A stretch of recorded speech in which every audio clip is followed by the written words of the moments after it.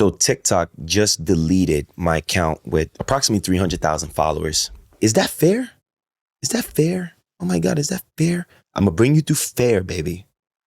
I want you to see if there's a pattern.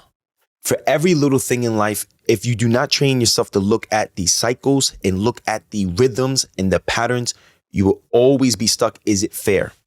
I came into this world on heroin. My father's a black man, my mother's a white woman. And when I was born, I was not allowed to leave the hospital. I was on heroin, I had to go to ICU. When it was time to pick me up, one day they tell my parents I died, the next the day they tell them I'm gonna live. They called the emergency contact. They couldn't get in touch with my parents. My white grandmother came to pick me up and gave me my mother's married last name, Ortiz. My real last name is Turner. From that time when I was young, I had something in me that I said to myself, my life is going to be different. I was like, probably like 3-4 years old. I'm like, I got to be different. When I was 11 years old, my sister killed my niece. My sister went to prison. My brother went to prison. I went to school the next day. Nobody wanted to sit next to me because they thought I was a killer. They thought I was somebody that came from this family that was evil. Is that fair? When I lost my family, I sat there and said, I got to change something. I woke up the next morning after 1 week of Mr. Fernandez, him chasing me down, a Cuban man chasing me down. You got to come talk to me. You got to come talk. I was like, you know what? I do have to come talk to you. I had that man in the gym every morning for therapy. You wanted, I'll talk to you. You got to catch my rebounds. We did that for 3 years straight and never missed a day of school. I went home, no electricity. I went home, mother's getting high. I went home, mother's selling the food stamp card to get high. I went home, my mom beat me with a bat. Is that fair? That's not fair. But you know what? I'm gonna make something out of it. Because if I focus on if it's fair or not, where's that gonna get me? I gotta move on to the next thing. I took that anger and I zoned in on me. So I woke up every day, 5 o'clock, 5:30 in the morning, and I went in the gym, train. My 3 years of hard work ended up getting a full scholarship to private school. I ended up playing for the #1 basketball school in the country. It's called St. Anthony's. It was coached by legendary coach Bob Hurley, Sr. The poor little boy that didn't have a place to stay, that nobody wanted to be around, did the impossible. After 2 years, Hurley pulls me to the side and says, Nate, they're going to start a football program here. You should try it. I said, football? I'm like, I never played football. He's like, you should try football. I'm like, I don't know. I left. I felt so sad that the guy I went to play for and I thought I was going to D1 and get him full scholarship. He told me I should try football because I had a better chance. I go play football. I go try it out. First practice, they knocked me out. Why? Because I was a basketball player and they just started a football program and they did not like Hurley boys. They hit me so hard that I saw 3 people when I got up and I couldn't catch my breath. I went home and I said, Dad, it's not fair that they just hit me like that. I've been working so hard. The coach isn't playing me. He told Bob Hurley that I should go play football. I come and play football, Dad, and he's not even playing me. My dad said, are you done? I said, yes. My father said, when a man goes to work, it doesn't matter who likes him and who doesn't. At the end of the day, that man gets paid. I said, what the hell was that? He repeated it and he repeated it. He said, go put the work in. He said, call your uncle Mike, have him sign you up at the gym. I called my Uncle Mike. My Uncle Mike was like the one uncle that was successful in the family legally. Called him. He brought me to Gold's Gym on Communal Paul in Jersey City, New Jersey. Signed me up at the gym. He said, okay, nephew, go get the work done. I had to go. I looked around in the gym. I did not know what I was doing. There was a trainer. He had a red shirt, bald head, sitting at a table that had a glass table, black legs. He was eating rice and chicken. And every time he talked, it was, chicken and rice falling out his mouth. And I said, excuse me, sir. My name is Nate. I'm playing football and I just started playing and these guys are knocking me out. Can you teach me simple things on what to do in here? And he said, did you pay for sessions? And I said, no, look, man, we just got out the hotel. We was living in this hotel in front of Holland Tunnel, right? And as we lived in this one hotel, we lived there for like 4 or 5 years. We went hotel to hotel and we finally got an apartment. And I was telling him the situation and he was chewing, just tricking. He was like meat, he's a big guy, small, like 5'6". And he goes, tell your daddy, give you money, and I can teach you. And that hit me.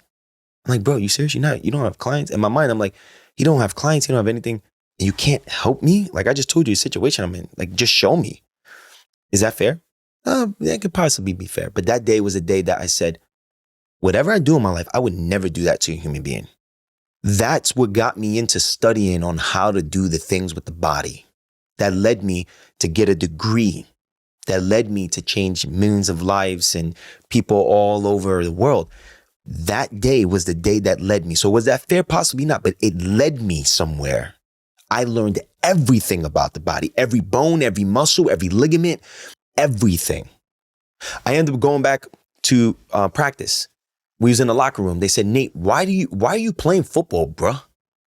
And I looked around and I said, well, I think I'm going to go to college for it. I'm trying to get a scholarship. They all laughed at me. Laughed and laughed. I remember the day like it was yesterday. There was one person who did not laugh. Ray Ray. That was the day I met Ray. That was the day me and Ray Ray connected. He wore the number 22. And he pulled me to the side. He said, bro, I don't know what it is, but I believe in you. And that was enough. It was the only real friend I had. Every day I went in that football field, knockout, dirty hits. And then I said, okay, you want to play? We gonna play. I woke up in the morning. I walked to Gold's Gym, 35 minutes. I couldn't afford to take a bus 2 places. I had to take one place I had to walk, one place I had to take a bus. I decided to walk to the gym. I trained, took a shower. Then I got on the bus, went to school. After going to school, go to practice. After go to practice, remember, I only get to take a bus one time. I walk home. So these walks were 45 minutes. Went home, put my stuff to the side, changed my clothes, told my dad I'm going to the gym. Went back to the gym, trained 2 times a day. Because what happened was this guy promised Bob Hurley that he was gonna start me. He benched me. Scrimmage 1, he benched me. Scrimmage 2, he benched me. Scrimmage 3, he benched me. Scrimmage 4, he benched me. On scrimmage 4, I got on the bus after the scrimmage and I sat there and I said, oof, I messed up. I thought I was gonna get out of this place. I messed up. Then at the second game, the guy who was in front of me got suspended. The person who got suspended on the second game, he had a scholarship to Temple University. And he was going to be the first Division I football player in school history, right? Because we just started the football program. What I started to do when they would knock me out in every practice, everything this man didn't do, I did. So when we was in the gym, he squatted 315 pounds. I would literally put 2 pounds on the thing to squat 4 pounds heavier. Everything he did, I did better. After all the knocking out I got, after never playing me, I never even played a football game. They didn't play me. They had to play me because he was suspended. I had 2 touchdowns. That guy never got his spot back. In fact, I became the first Division I football player in school history. 25 Division I scholarships, number 2 tight end state in New Jersey, all state, all county. But it wasn't fair, right? It wasn't fair. Go to college, career starts taking off. 4 NFL scouts come to my practice my last year of football, had one of the best practices. They loved it. I'm like, all right, I'm going to the league. I'll take the 4th round, 5th round. The last play of practice, teammate runs right into my spine and almost paralyzed me. I get rushed to the hospital. My football career ended. Is that fair? I was this close. I knew exactly what I was going to do with every dollar to save my family. And I lost it all. But when that happened, I said, where is the pattern? What are you trying to show me? God, universe, what are you trying to show me? My teammate comes in, sad, starts crying and gives me a hug. And I said, nah, don't cry, bro. And he goes, oh, they gave you the pain meds? I'm like, no, I'm sober, bro. I can't take those pain meds. I'm an addict. I was born on drugs. I got to be careful. I can't take those stuff. I'm going to be all right. He goes, what makes you so positive, Nate? You just lost everything. And I said, because this is the pattern of my life. I got to go make something else that was impossible possible again. And I don't believe that I was supposed to be a football player. In fact, I hate football, but it got me a full scholarship. But I do know one thing. In my heart, I feel like I should be making videos. I think I'm supposed to be speaking and helping people. I should have a book one day. This right here is going to be in a book one day. And he goes, Nate, one thing about you, bro, you're always positive. And then I said, Nate, Go do what you do best. Go find a way. And I said, okay, now I'm going to make videos. I started making videos, cutting them up. I failed with videos for 6 years. I stood persistent on making videos. This one kid kept on saying, you got to get on TikTok. You got to get on TikTok. One of the kids I trained in New York, they're like, Nate, you got to get on TikTok. I'm like, bro, I'm not getting on TikTok. They're like, please listen to me. I tried it. I left the app alone. Forgot all about it. He calls me. Did you go on TikTok? Did you go on? I'm like, yeah, I did. He goes, check. What is it looking like? I went on. The video had 100,000 views and 10,000 followers. And then I took all my skill sets, studied the way the videos are done. I just applied something. I'm like, let me see. I ended up getting 100,000 followers in 3 months. Year 2, 200,000. Year 3, going to 300,000. Jay-Z said, put me anywhere on God's green earth and I'll triple my worth. Put me anywhere. I'll make it happen. Because that's what I do. As soon as you make a decision with the mind like that, fear can't enter. As soon as you don't make a decision, you become indecisive, fear is messing with you. I work with God.